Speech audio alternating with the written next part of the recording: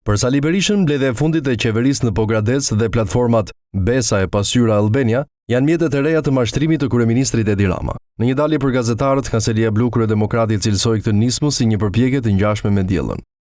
Pasqyra e Edi Ramës është mashtrimi i fundit i tij. Ajo është një mur, një perde që kërkon të vejë para syve qytetarëve se gjoja po komunikojnë në një kohë kur ka zero të vërtet brenda. Berisha u përgjigj edhe nëse mbledhjet e kryeministrit Rama me ministrat mund të sjellin ndryshime në qeveri gjatë vjeshtës. Me asgjë, me asnjë ndryshim të saj nuk mund të mashtrojë qytetarët shqiptarë.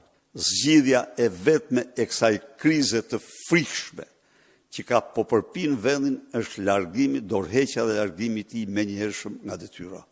Lideri i Selis Blu foli edhe për organizimin e sesionin e ri politik dhe për platformën e modernizimit të Partisë Demokratike.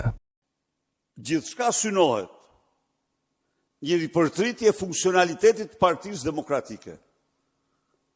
Nuk janë gjëra të lidhura njëra me tjetrën.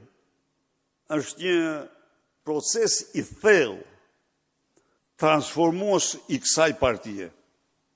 Lidhur me bojkotin e parlamentit në shtator nga ana e PD-s, kryedemokrati ishte i qartë. Partia Demokratike, siç e thatë ju bukur, e ka të përjashtuar me statut bojkotin. E ka të përjashtuar. Berisha gjatë konferencës kundërshtoi edhe vendimin e qeverisë për prishjen e kontratës me kompaninë e Bexhet Pacollit për aeroportin e Vlorës, duke theksuar se një vendim arbitrazhi mund të kushtojë taksapaguesve shqiptar deri në 500 milionë euro.